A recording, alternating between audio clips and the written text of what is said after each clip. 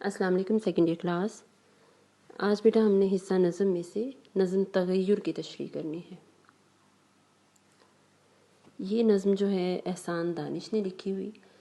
احسان دانش جو ہیں وہ اس حوالے سے اردو جو نظم گو شعراء ہیں ان میں ایک منفرد مقام رکھتے ہیں کہ یہ ایک ایسا شاعر ہے کہ جنہوں نے زندگی کے اندر جو ہے وہ بہت محنت کی۔ یہ ایسے شاعر تھے کہ جو اپنی زندگی کا بہت بڑا حصہ انہوں نے تنگ دستی میں گزارا، غربت میں گزارا۔ انہوں نے بہت زیادہ کام کیے، بہت معمولی کام کیے، باغبانی کی، پھر اس کے بعد انہوں نے جو ہے وہ مختلف چوکیداری کی، چپراسی، چھوٹے چھوٹے کام جس کو ہم سمجھتے ہیں کہ معاشرے میں ایک بہت چھوٹا انسان کرتا ہے، لیکن انہوں نے وہ سب کچھ کیا۔ مزدوری، مشقت، ان کو مزدور شاعر بھی کہا جاتا ہے۔ انہوں نے تمام زندگی نام کمانے کے لیے جو ہے وہ کوشش کی، محنت کی، اور کام کرنے میں وہ کوئی آر محسوس نہیں کرتے تھے۔ اس حوالے سے جو ہے ان کو ہم یہ کہتے ہیں کہ احسان دانش جو ہیں وہ ایک ایسے شاعر تھے جو قادر کلام شاعر تھے۔ آپ نے بہت سے قطعات بھی لکھے، آپ نے غزل گوئی بھی کی، آپ نے نظم گوئی بھی کی، اور آپ کی جو شاعری ہے اس کے اندر اللہ تعالیٰ کی طرف سے ایک ایسی صفات موجود تھیں کہ اس میں تسلسل، روانی، یعنی کہ جو شاعرانہ خصوصیات ہوتی ہیں، خوبیاں ہوتی ہیں، وہ سب آپ کی شاعری کے اندر موجود تھیں۔ اور زندگی نے آپ کو بہت سخت، بہت مشکل وقت دکھایا، لیکن آپ نے اس کا مقابلہ کیا۔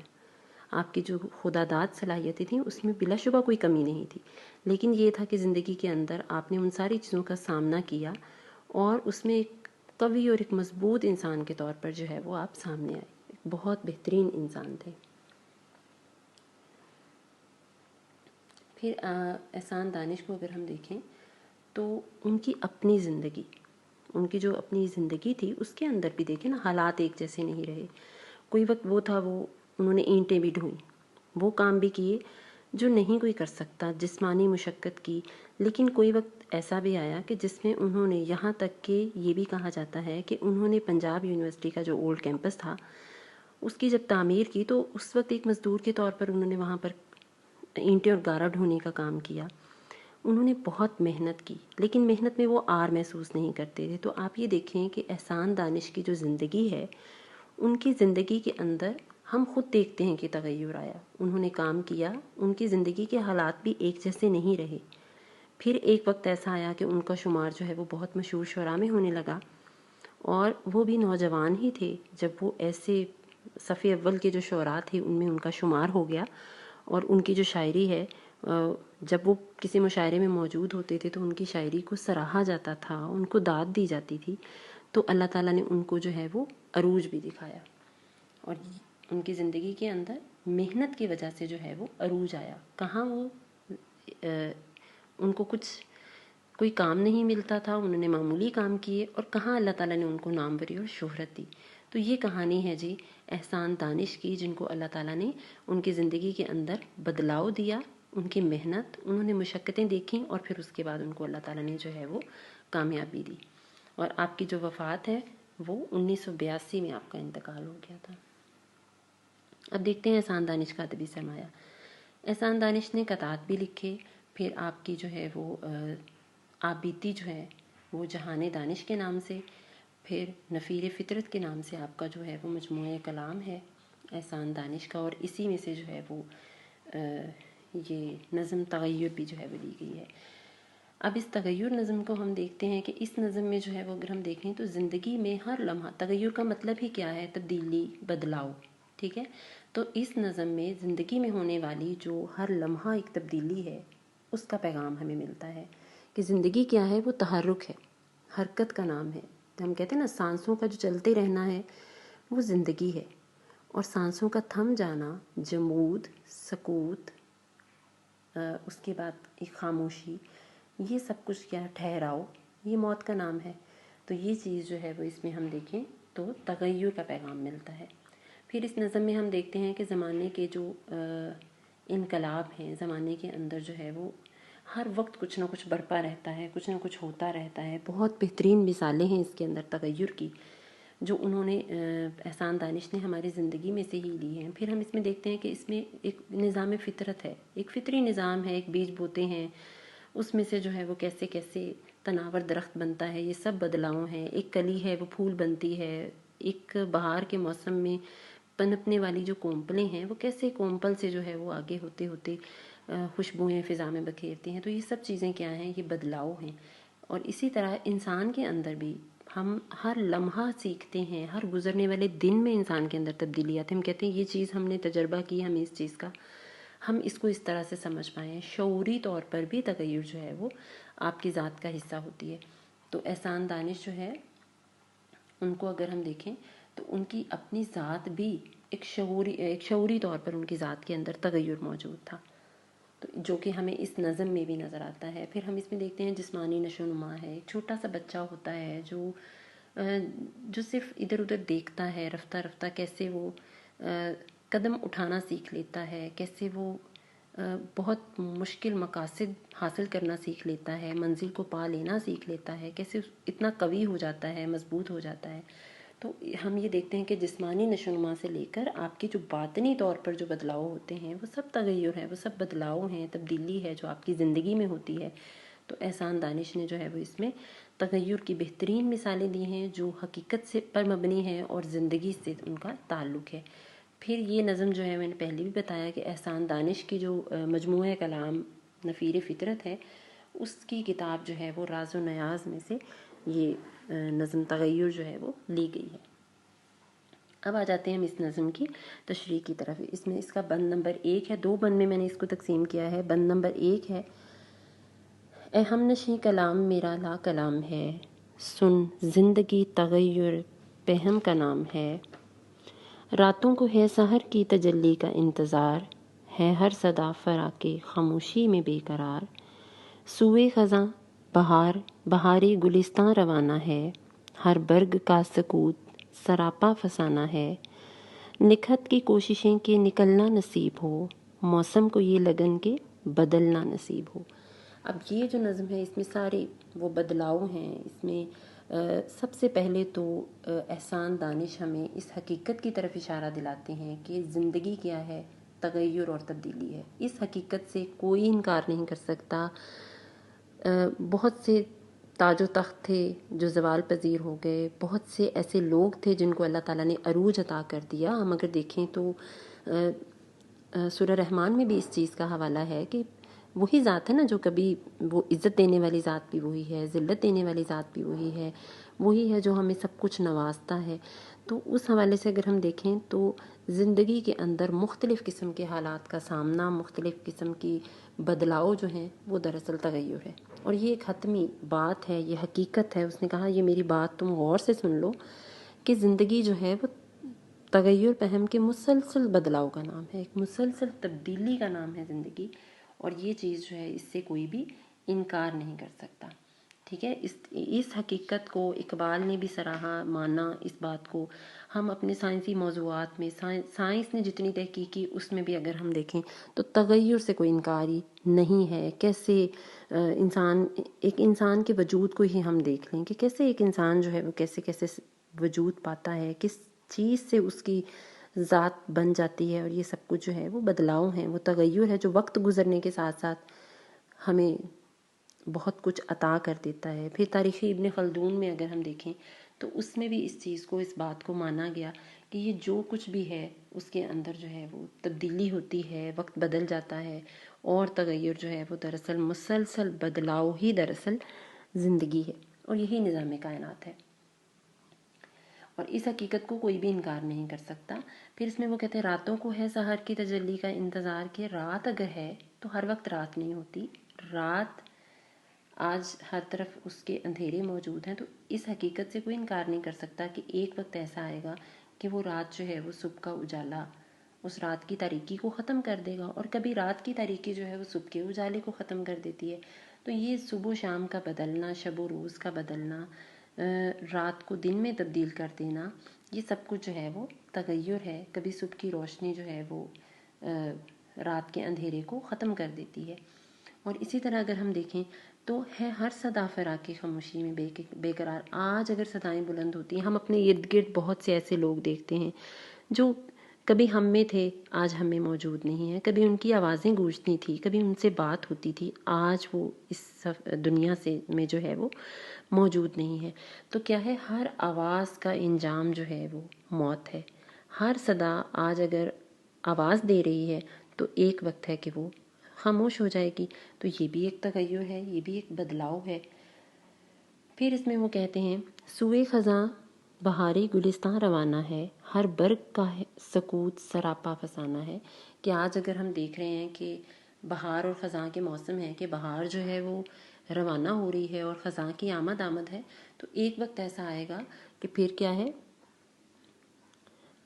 خزاں بہار کو روانہ کرتی ہے اور بہار جو ہے وہ خزاں کو روانہ کرتی ہے۔ تو یہ موسموں کا بدلنا بھی دراصل تغیر ہے۔ یہ وہ چیزیں ہیں جو ہم سب اس بات کو، اس حقیقت کو تسلیم کرتے ہیں۔ پھر اس نے کہا، ایک پتا جو ہے، جیسے برگ پتے کو کہتے ہیں، سکوت خاموشی کو کہتے ہیں، کہ ایک سوکھا ہوا پتا، آپ نے کبھی خزاں رسیدہ پتا دیکھا ہوگا جو زرد ہوتا ہے، جس کے اوپر ہم قدم رکھیں تو وہ ٹوٹ جاتا ہے، اس میں سے ایک آواز آتی ہے۔ وہ ایسا سوکھا ہوا پتا ہوتا ہے جو اپنی زندگی گزار چکا ہوتا ہے۔ پھر ایک اگر پتا ہم ذہن میں وہ لے کر آئیں جو ابھی تازہ تازہ کھلا ہے، وہ کتنا ملائم ہوتا ہے، کتنا اس کو جب ہم ہاتھ لگاتے ہیں تو اس کے اندر ایک نرمی اور ایک نزاکت، طراوت کا احساس ہوتا ہے۔ تو کتنا فرق ہے ان دونوں میں۔ لیکن اگر وہ پتا جو درخت سے جھڑ کر زمین پر گر گیا ہے، وہ خزاں نے، اس کی خزاں کا موسم آیا اور وہ پتا جو ہے وہ زمین بوس ہو گیا، لیکن وہ خاموش ہے، اس کی کوئی زبان نہیں ہے، لیکن پھر بھی وہ اپنی زندگی کی کہانی سناتا ہے کہ کبھی وہ بھی بالکل تر و تازہ تھا، سرسبز تھا، پھر اس نے اپنا وقت پورا کر لیا، اپنی زندگی گزار لی، اور خزاں رسیدہ ہو کر وہ زمیں بوس ہو گیا، اور اس نے نئے آنے والے پتوں کو جو ہے وہ جگہ دے دی کہ اب نئی کونپلیں کھلیں گی۔ جیسے انسان ہے، کچھ دنیا سے چلے جاتے ہیں، کچھ نئی روحیں اللہ تعالیٰ دنیا میں بھیج دیتا ہے۔ تو بالکل اسی طرح جو ہے وہ پتا جو سکوت میں ہے، جو خاموش ہے، لیکن وہ اپنا پیغام جو ہے وہ پیغام زندگی اور تغیر کی دلیل جو ہے وہ اس بات کی وہ دے رہا ہے۔ ٹھیک ہے۔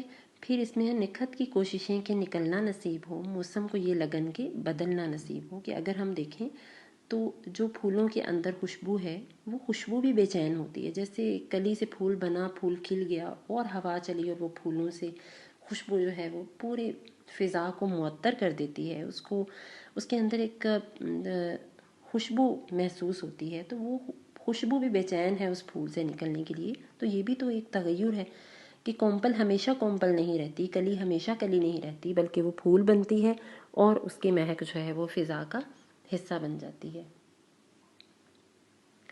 اور اسی طرح موسم کا جو بدلنا ہے، وہ بھی سب کچھ جو ہے وہ بھی کبھی ایسا نہیں ہوتا کہ ہر وقت سردی رہے، ہر وقت گرمی رہے۔ موسموں کا بدلنا، موسموں کا بدلاؤ، یہ سب کچھ جو ہے وہ تغیر کی دلائل ہیں، تغیر کی مثالیں ہیں۔ ٹھیک ہے۔ اب اس بند نمبر 1 کی تشریح میں آپ کچھ حوالہ جاتی اشعار لکھیں گے۔ سکوں محال ہے قدرت کے کارخانے میں، ثبات ایک تغیر کو ہے زمانے میں۔ ہر چیز بدل جاتی ہے، تغیر بس وہی رہتا ہے۔ پھر کہا میں نے گل کو ہے کتنا ثبات، کلی نے یہ سن کر تبسم کیا۔ پھر ایک اور شعر ہے،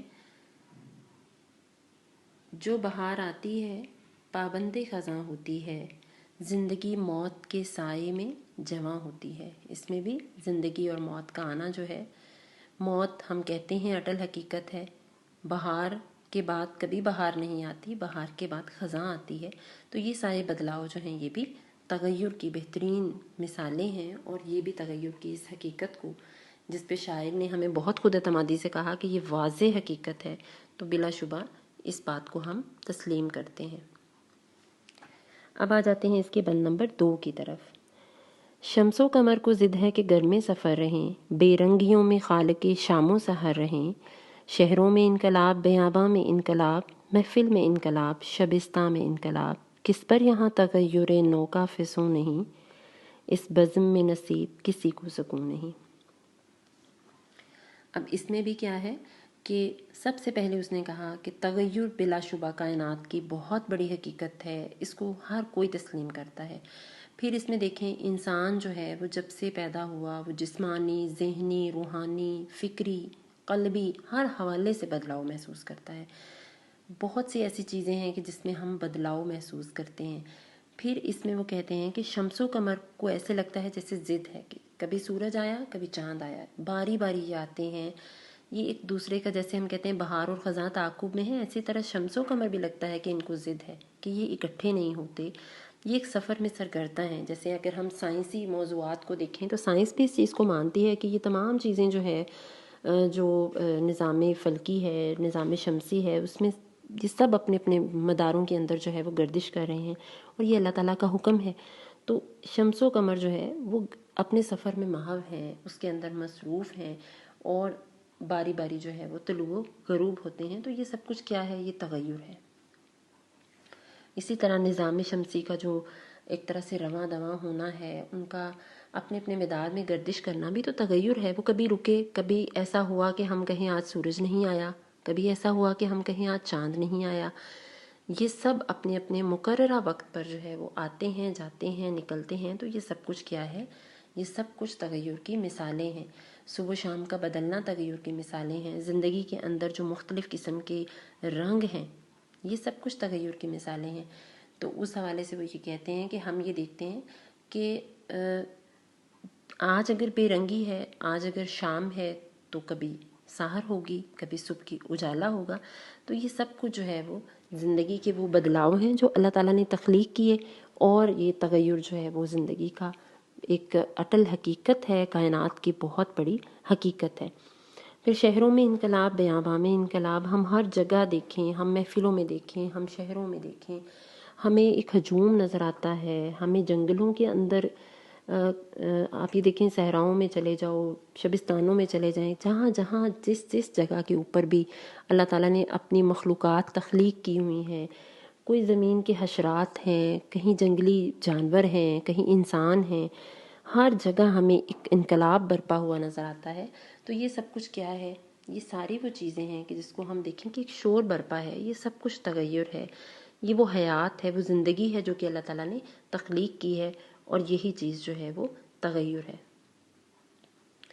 پھر ہم یہ وہی بات کے نظام شمسی کو ہم دیکھیں، اس کے بدلاؤ ہیں. پھر ہمارے نظام زندگی کے اندر کتنی تبدیلیاں آتی ہیں. ماضی میں کیسے زندگی گزارتے تھے، وقت گزرنے کے ساتھ ساتھ کیا کیا کچھ ہماری سہولیات کے لیے زندگی کے اندر آ گیا. یہ سب کچھ بہت ایک انقلابی انداز میں ہم دیکھتے ہیں کہ بہت سی چیزیں موجود ہیں. تو یہ ساری چیزیں جو کیا ہیں؟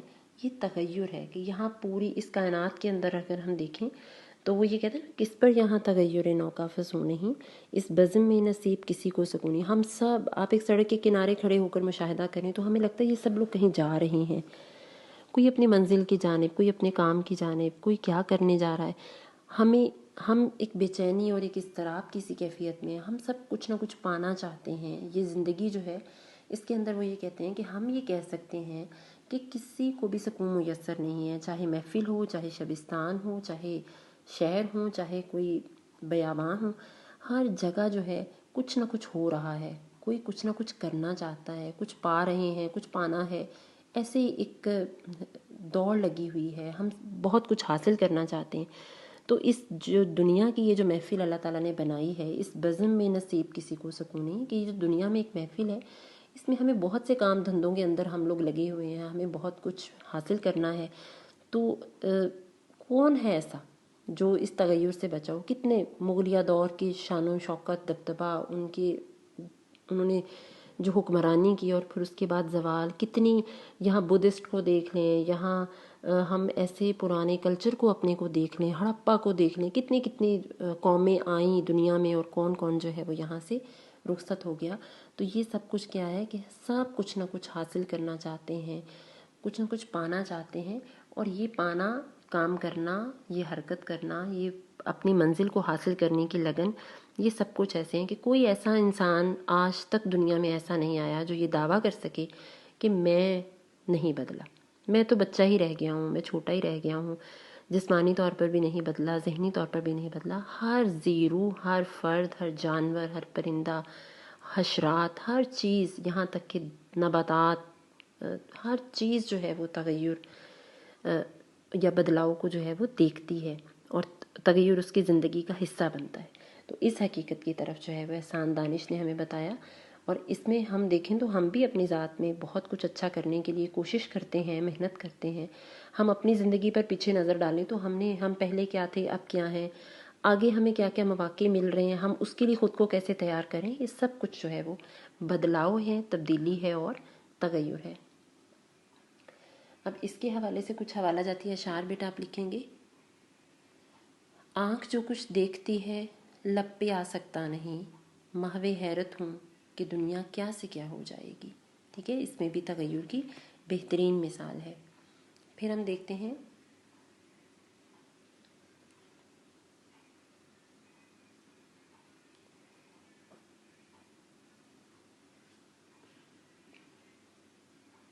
پھول بننے کی خوشی میں مسکرائی تھی کلی، یہ بھی نہ جانا تبسم موت کا پیغام ہے.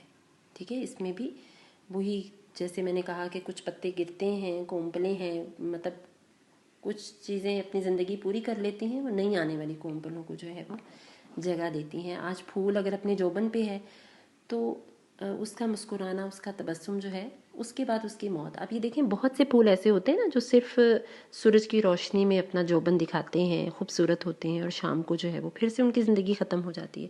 تو یہ سب کچھ کیا ہے، یہ بھی تغیر ہے، بدلاؤ ہے. پھر اس میں ایک مصرع ہم یہ لکھیں گے، سکون درکار ہے لیکن سکون حاصل نہیں ہوتا. کہ ہم اپنے سکون کے لیے ہی ایک دوڑ میں لگے ہوئے ہیں، بہت کچھ لینا ہے، کرنا ہے، لیکن بہت بے سکون بھی ہیں، بہت کچھ پانے کی تڑپ بھی ہے، مضطرب بھی ہیں، اضطراب بھی ہے. پھر اس میں ایک اور شعر ہے، سکون محال ہے قدرت کے کارخانے میں، سبات ایک تغیر کو ہے زمانے میں. یہ بند نمبر 1 میں بھی آ جائے گا اور یہ بند نمبر 2 میں بھی آ جائے گا. ٹھیک ہے بیٹا، اللہ تعالیٰ آپ سب کا حامی و ناصر ہے.